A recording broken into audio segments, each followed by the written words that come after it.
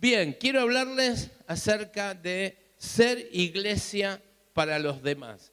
Y en esto el Festival Palau es una herramienta para las iglesias de Mendoza. Es una herramienta evangelística para que a través del trabajo unido de las iglesias evangélicas de Mendoza, estas y por la unidad provoquen un impacto en la sociedad de Mendoza. ¿Por qué? Porque la iglesia es una luz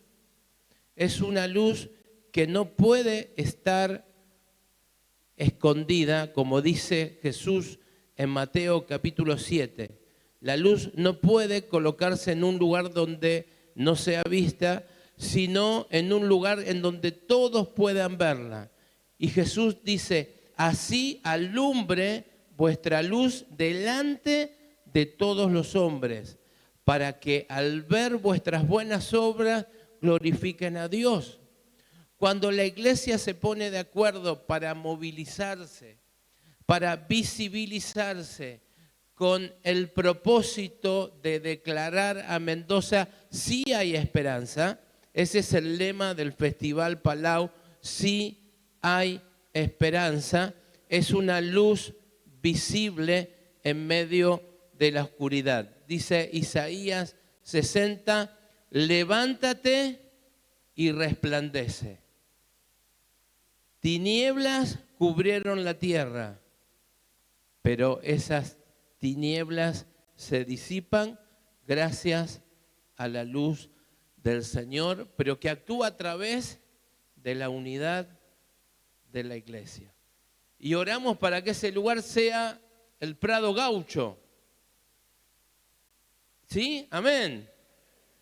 Porque es un lugar visible, porque es un lugar en donde la sociedad de Mendoza sabe que en ese lugar se realizan eventos, actividades que reúnen a Mendoza. Y qué mejor un lugar visible, emblemático, para declarar a Mendoza que sí hay esperanza.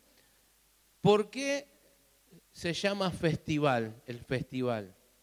En realidad es una campaña evangelística porque se va a predicar el evangelio.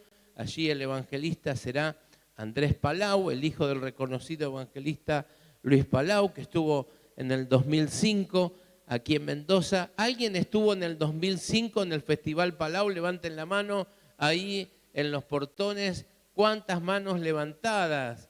Gloria a Dios, y qué bueno que puedan sumarse en esta oportunidad para el Festival Palau 2024. Pero no es el festival de Palau, no es el festival de Andrés Palau, sino es el festival con Palau. ¿Esto qué quiere decir? Que son las iglesias las que evangelizarán personalmente. Pero usted me dirá, bueno, pero si nos vamos a reunir en el predio, en el Prado Gaucho, estamos hablando de algo grande, masivo. Sí, pero depende de la evangelización personal, de lo que cada uno hará con aquellas personas que no conocen a Cristo y que necesitan del Evangelio. Y qué importante este tiempo, después de haber atravesado una pandemia tan difícil para todos. Hoy el mundo vive en una situación de incertidumbre. Seguramente escuchamos anoche todo lo que está atravesando el pueblo de Israel y que genera un impacto a nivel mundial, pero también vemos incertidumbre en la gente porque no sabe lo que le depara el futuro, la crisis económica, la situación de falta de empleo, hace que la gente se pregunte, ¿y qué será del mañana? ¿Podremos salir de esta situación? El año pasado, una estadística que salió en el diario de La Nación decía que el 40% de los argentinos tiene la cabeza quemada. Hay un síndrome que se llama síndrome de la cabeza quemada. ¿Esto qué quiere decir? Estrés, tensión, incomodidad, falta de paz, vivir en una tensión permanente de no saber lo que depara el día de mañana. Así que tenemos una gran oportunidad para presentar el Evangelio. Quería recordar una frase de un teólogo alemán que se llamó Dietrich Bonhoeffer. Él vivió en la Segunda Guerra Mundial, en el marco del gobierno del nazismo, y él fue encarcelado por predicar el Evangelio, pero también por denunciar el pecado del régimen nazi. Principalmente por ese motivo fue encarcelado. Y dentro de la cárcel él escribe una carta a su ahijado recién nacido. Y quería mencionarles un fragmento de esa carta que decía: cuando llegues a la edad adulta, el rostro de la iglesia habrá cambiado por oración a los perdidos y actos de justicia. Y eso es ser iglesia para los demás. Orar por los que no conocen a Cristo y hacer actos de justicia, de acuerdo al don, al talento que el Señor te asignó. Bendecir a aquellos que más lo necesitan. Eso es ser iglesia para los demás, ser un canal de bendición. Y en esta mañana quería compartirles cuatro miradas de cómo tenemos que ver los creyentes a la ciudad de Mendoza o a la provincia de Mendoza. 4 miradas con los lentes de Jesús. La primera mirada es ver la ciudad de Mendoza como un gran templo. Ver la ciudad de Mendoza o la provincia de Mendoza como un gran templo. Dice Apocalipsis 21-22, van a proyectarlo en la pantalla en la nueva traducción viviente, Apocalipsis 21, versículo 22. No vi ningún templo en la ciudad.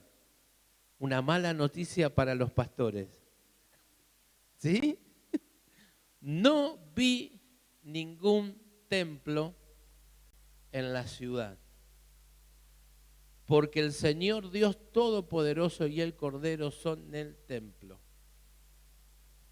Es decir, que en el plan maestro de Dios, en el plano que el Señor diseñó sobre la ciudad celestial, no contempló la construcción de un templo.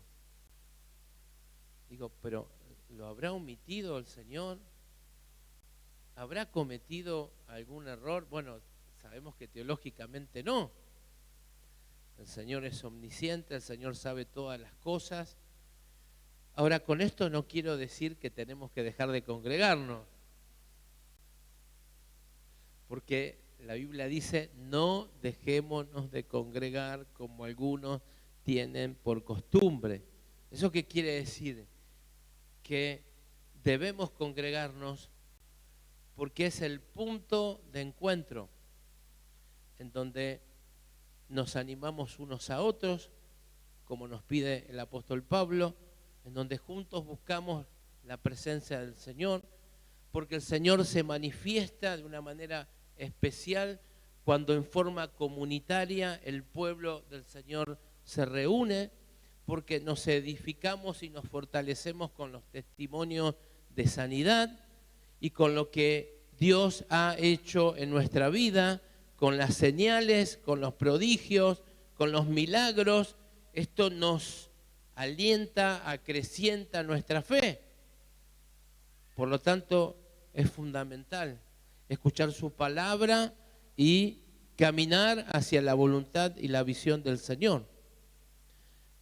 Pero yo conocí un templo que tenía un cartel en la puerta de salida que decía, usted está entrando al campo misionero.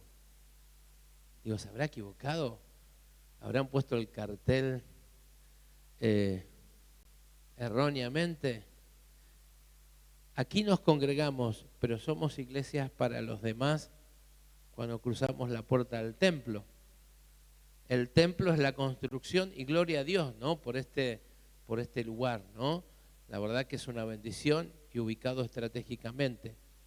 Pero somos iglesia para los demás toda la semana.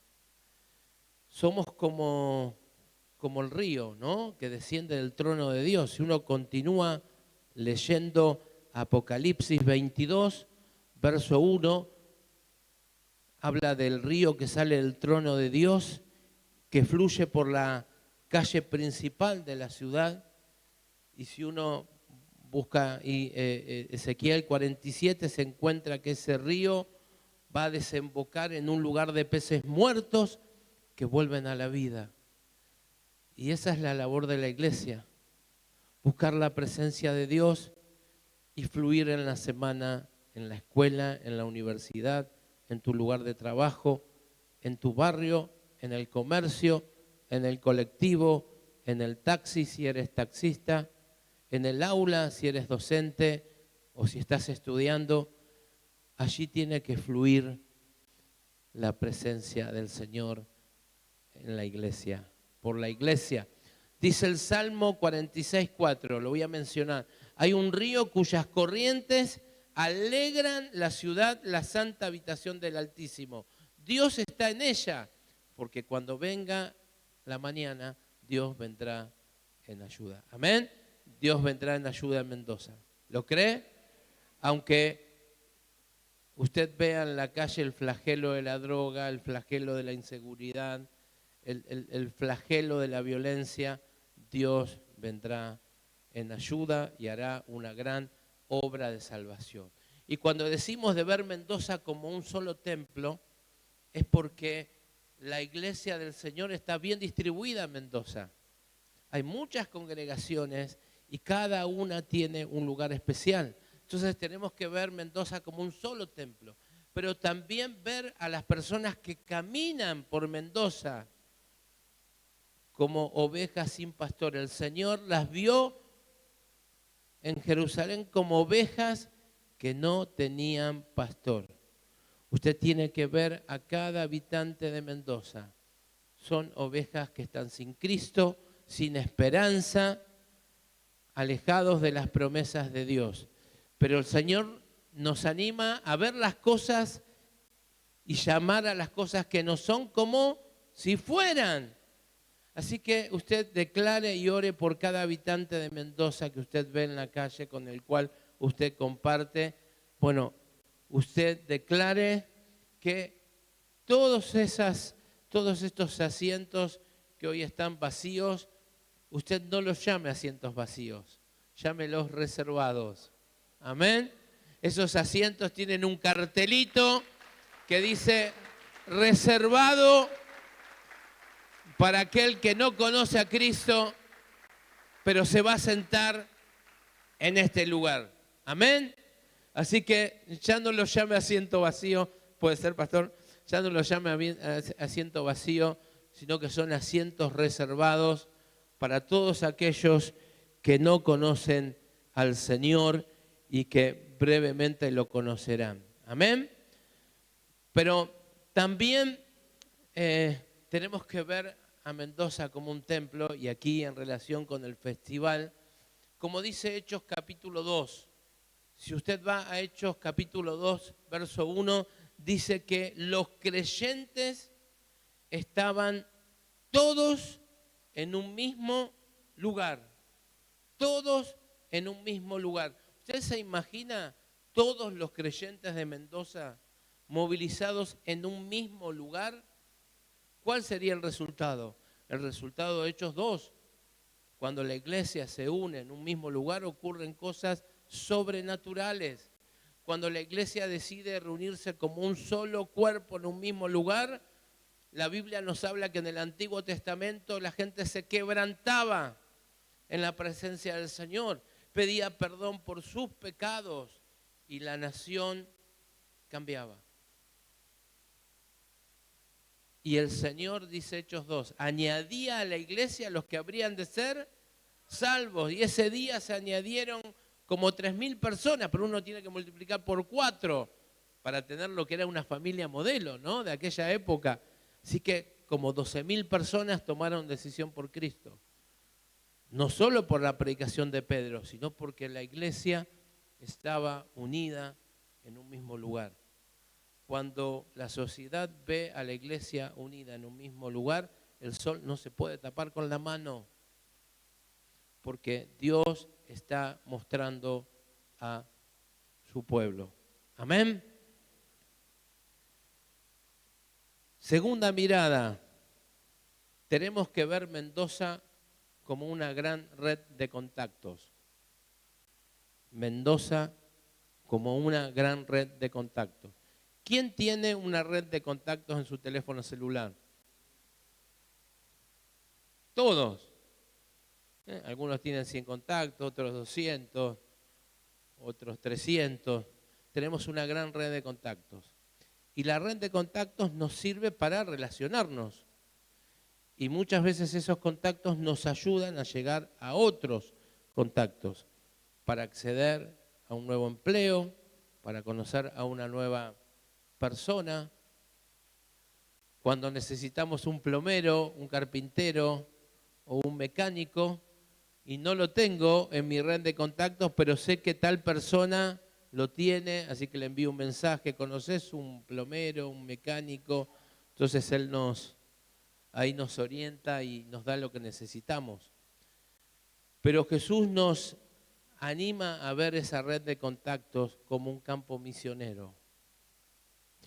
San Juan capítulo 1, quisiera que escuchen de la audio Biblia dramatizada, y qué bueno que a ustedes les gusta escuchar la audio Biblia y la lectura a través de la Nueva Traducción Viviente. Eso es un trabajo que llevó adelante la Asociación Palau de la audio Biblia, con diferentes artistas que fueron poniendo su voz para lograr la Biblia dramatizada en audio. Así que vamos a escuchar y leer desde Al día San siguiente, Juan estaba 1:35 otra vez en allí adelante. con 2 de sus discípulos. Al pasar Jesús, Juan lo miró y declaró: Miren, ahí está el Cordero de Dios. Cuando los 2 discípulos de Juan lo oyeron, siguieron a Jesús. Jesús miró a su alrededor y vio que ellos lo seguían. ¿Qué quieren? Rabí, maestro, ¿dónde te hospedas? Vengan y vean. Eran como las 4 de la tarde cuando lo acompañaron al lugar donde se hospedaba, y se quedaron el resto del día con él. Andrés, hermano de Simón Pedro, era uno de estos hombres que, al oír lo que Juan dijo, siguieron a Jesús.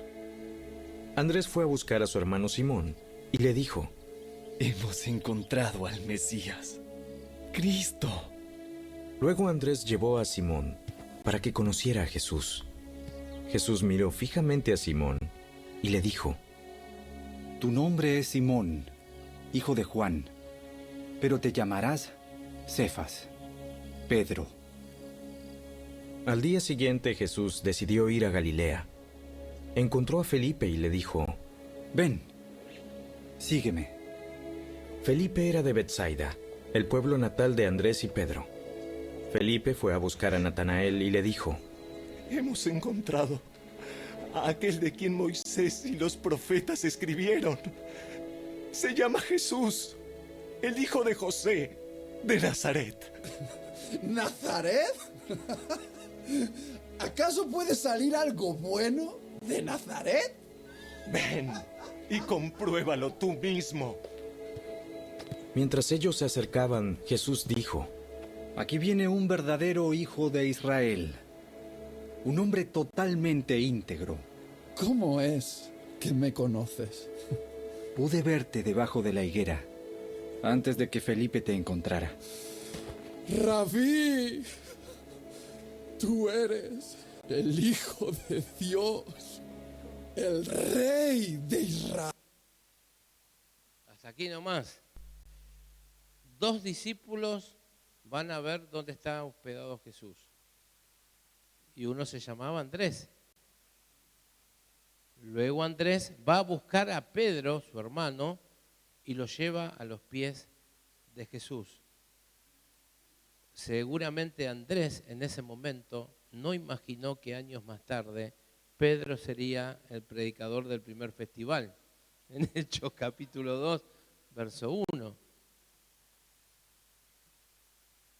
Y luego el Señor se acercó a Felipe, del mismo barrio de Andrés. Y Felipe lo conectó a Natanael, su hermano, para que luego se encontrara con Jesús.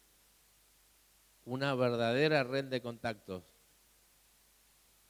Un centro de conexiones de un aeropuerto. El Señor nos anima a tomar esa red, ese centro de conexiones, y llevarlo a la principal puerta de embarque que se llama Jesús. Él dijo, yo soy la puerta, el que por mí entrare será salvo. Ahora, ¿cómo podemos trabajar con esa red de contactos para conducirlos a Jesús, como hizo el mismo Jesús aquí en Juan 1? Hay una herramienta del festival que se llama Plan Andrés. No es Plan Andrés por Andrés Palau, bueno, aquí coincide, sino que es Andrés justamente por esta historia que acabamos de leer y escuchar. Andrés va a buscar a Pedro porque tiene compasión por Pedro, que no conoce al Señor. 10 personas de nuestra red de contactos, 10 personas que usted y yo conocemos, pero que no conocen a Cristo, para tener compasión por ellas, para acompañarlas. ¿Y cómo las acompañamos? Viendo de qué manera podemos bendecirlas.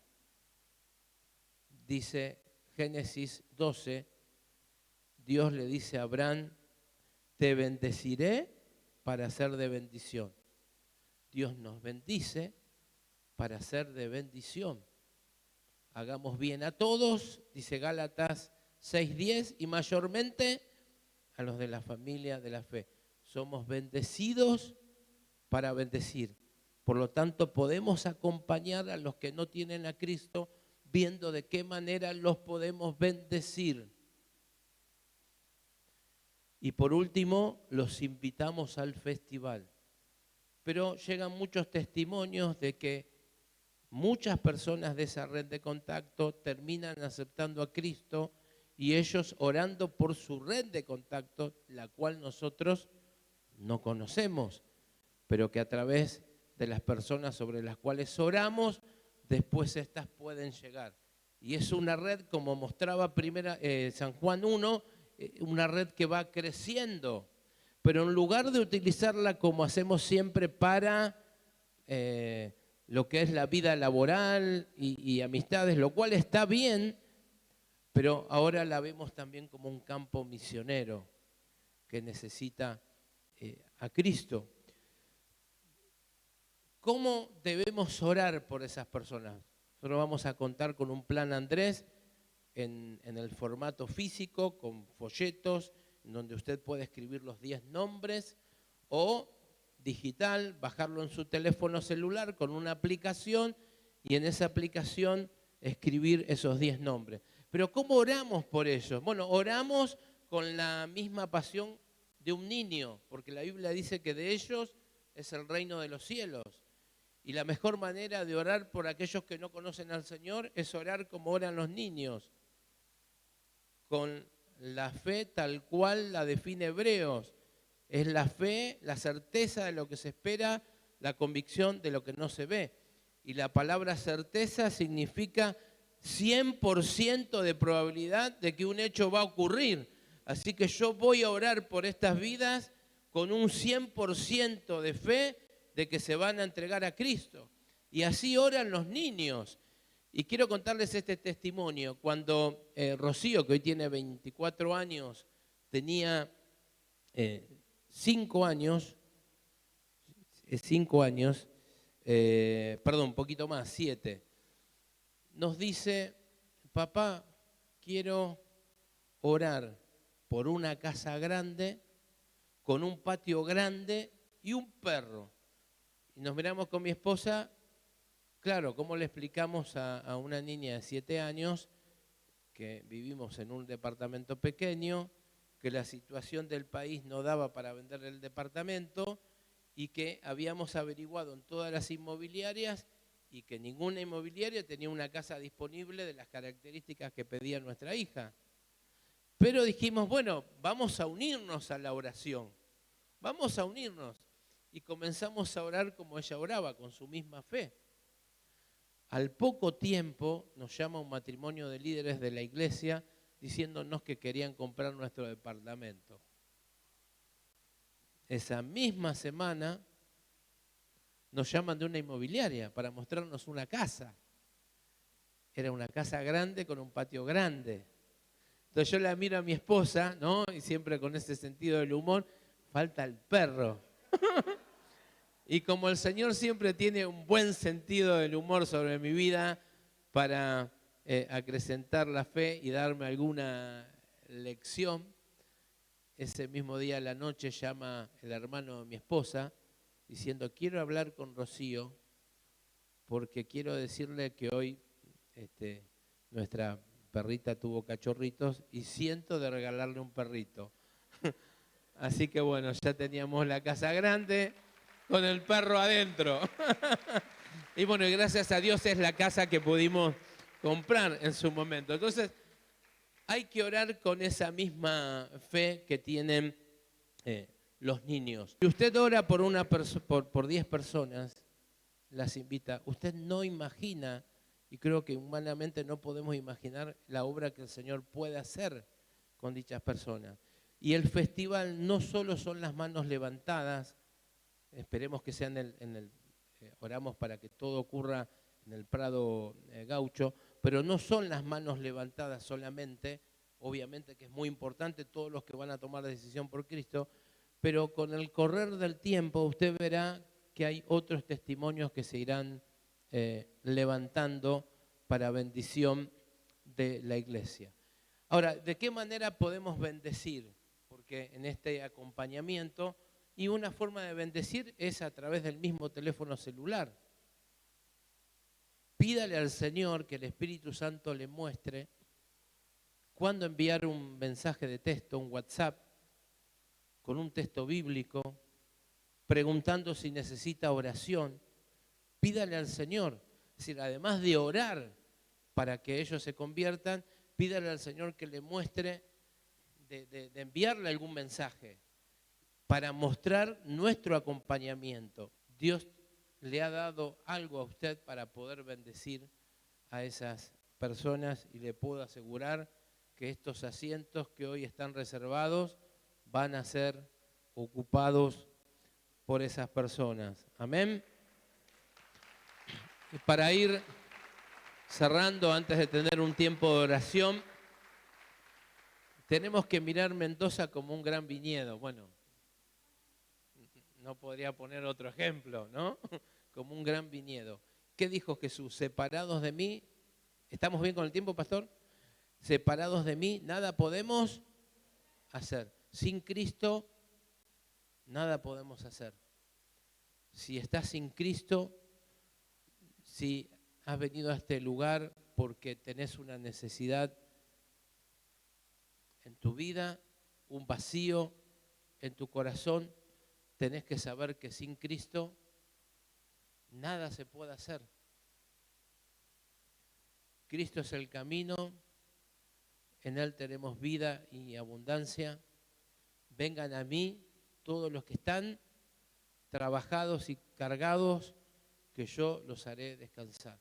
Toda esa carga que hoy está en tu corazón y sentís sobre tus hombros, si la pones al pie de la cruz, la mayor carga es el pecado que nos separa de Dios, el pecado que nos aleja de sus bendiciones, de la vida eterna. Dice la Biblia, todos hemos pecado y estamos lejos de alcanzar la gloria de Dios. Por lo tanto, es el pecado y la condición del pecado lo que provoca en tu vida ese vacío, esa falta de paz que la hacemos consciente cuando atravesamos situaciones que nos superan, que nos desgastan, que nos conducen hacia el fracaso, ¿sí? Eso es lo que nos hace hacer conscientes de que hay una condición que se llama pecado que nos separa del Señor, ¿no? Y que es una señal de alarma de que no podemos seguir viviendo de esa manera. Entonces, separados del Señor, nada podemos hacer, solo hay sequedad, ¿no? Sed. Y eso que sentimos y pensamos tiene que ver con que solo el conectarnos con Jesús es la clave. Entonces, y el Señor te quiere en su viña, ¿no? Te quiere dar de su savia, te quiere dar de su sanidad, de su salvación y de sus bendiciones. Pero también como cuerpo de Cristo, si no estamos conectados con el Señor, nada podemos hacer. Dijo Jesús, mi Padre trabaja y yo trabajo. Mi Padre trabaja y yo trabajo. Nos tenemos que unir a lo que Dios hace. Donde Dios trabaje, ahí tenemos que estar. Y ahí tenemos que unirnos. Y donde hay unidad, ahí el Señor está trabajando.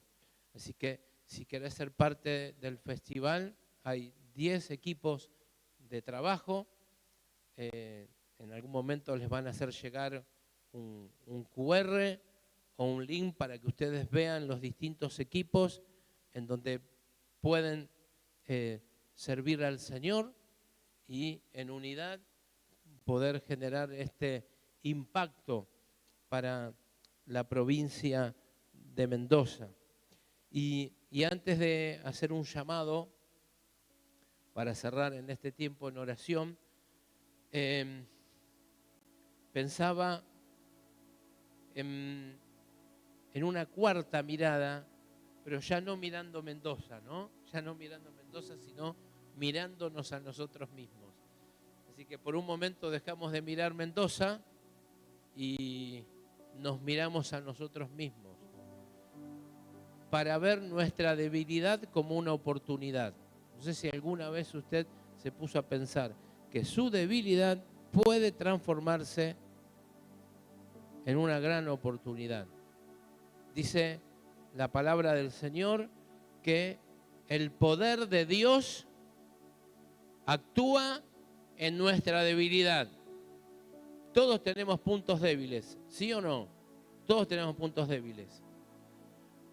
Desde la debilidad en caer en el pecado, y aquí necesitamos imperiosamente ir a Jesús para que Él nos perdone, para que nos lave con su preciosa sangre, para que Él produzca una obra de libertad y para que todas las cadenas que hoy te atan y te sujetan se corten definitivamente gracias al poder del Señor, que es el único que puede liberarte, es el único que puede darte salvación, sanidad y vida eterna. Pero aquellos que somos cristianos y tomamos una decisión por Cristo, a veces identificamos situaciones de debilidad por las cuales nos paralizamos y no servimos al Señor porque nos sentimos tan débiles en lo que creemos que podríamos hacer, pero no lo hacemos porque nos sentimos como vulnerados, ¿sí?, en esa debilidad. Yo tenía una debilidad y era el no poder hablar en público. Esa era mi gran debilidad. No podía hablar en público porque tartamudeaba. Yo tenía en mi adolescencia, uno de mis grandes problemas era articular palabras. O sea, como que no podía dar una lección es decir, una lección después de 2 minutos era caótica ya, ¿sí? E iba rumbo a una mala nota, es decir, no podía sostener un discurso porque tenía problemas para articular palabras. Esa era mi gran debilidad. Entonces tenía que estudiar de memoria para tratar de que esa debilidad no se notara delante del profesor. Cuando me permitieron en la iglesia dar por primera vez un sermón, ¿sí? Se llamaba plataforma libre en la iglesia, te daban la posibilidad de subirte a la plataforma y dar tus primeras prédicas. Mi mente se ponía en blanco, me tenían que bajar de la plataforma porque yo miraba a la iglesia me miraba, la iglesia esperaba que en algún momento, ¿sí?, me activara y nunca me activé. Entonces me tenían que bajar y tenía que subir el pastor y continuar porque no lograba pronunciar una sola palabra. Así que el Señor tomó esa debilidad y la transformó. Era un pésimo alumno en literatura. Sí, siempre me fue bien en matemática, en física, llegué a dar clases en escuelas secundarias, en la universidad, pero literatura y lengua,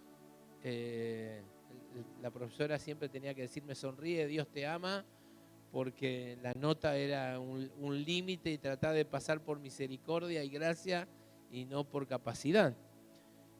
Y bueno, yo puse esa debilidad de parte en las manos del Señor, y hoy el Señor me permite escribir columnas de opinión en medios de prensa. Pero fui alguien con muchos problemas en cuanto a la escritura. Bueno, esas fueron mis debilidades que, puestas en las manos del Señor, el Señor las transforma. Obviamente con sangre, sudor y lágrimas detrás, obviamente. ¿Cuál es tu debilidad? ¿Cuál es aquello que te detiene en la obra del Señor? Pero que si lo pones en las manos del Señor, Él lo va a transformar. ¿Qué es lo que te atemoriza? ¿Qué es lo que te hace vulnerable delante de los demás? Y que no te permite avanzar en el propósito de Dios. Porque el Salmo dice que aunque afligido y necesitado, Jehová nuestro Dios cumplirá su propósito en mí. Es decir, contra viento y marea, Dios va a cumplir su propósito en tu vida. Aquel que comenzó la buena obra, la va a completar. Pero queda en nosotros creer en esa promesa y en esa verdad. Que Él comenzó una obra y que la va a completar en tu vida. No importa lo que los demás piensen de vos.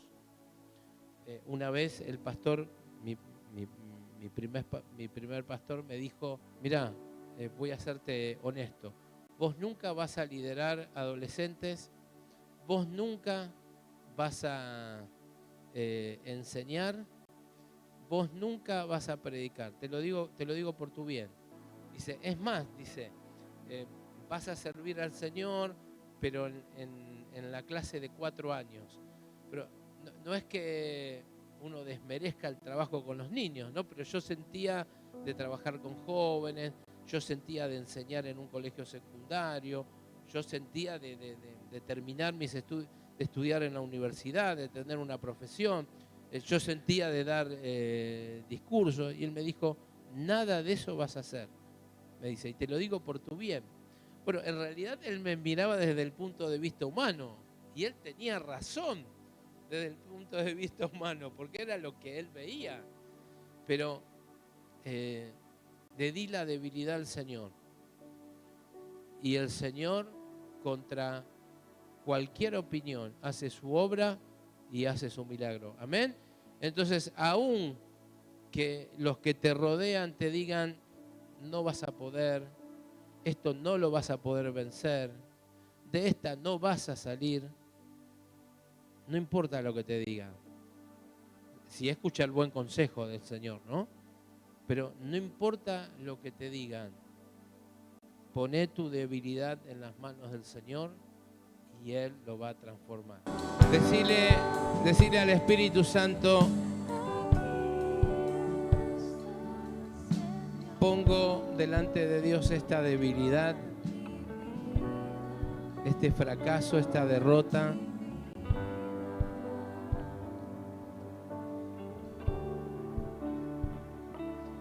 La clavo en la cruz y declaro: mas ya no vivo yo, mas vive Cristo en mí. Y lo que antes vivía en la carne, lo que antes luchaba con esta debilidad en la carne, ahora vivo por la fe de Cristo. Clavo esta debilidad en la cruz y declaro que el poder del Señor ahora actúa sobre esta debilidad y transforma en fortaleza, como testimonio para tu gloria, Señor.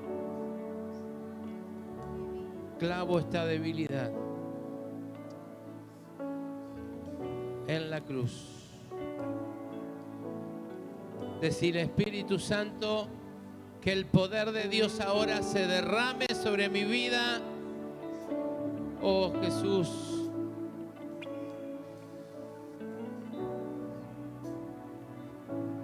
me llene tu presencia con el poder de tu Espíritu Santo.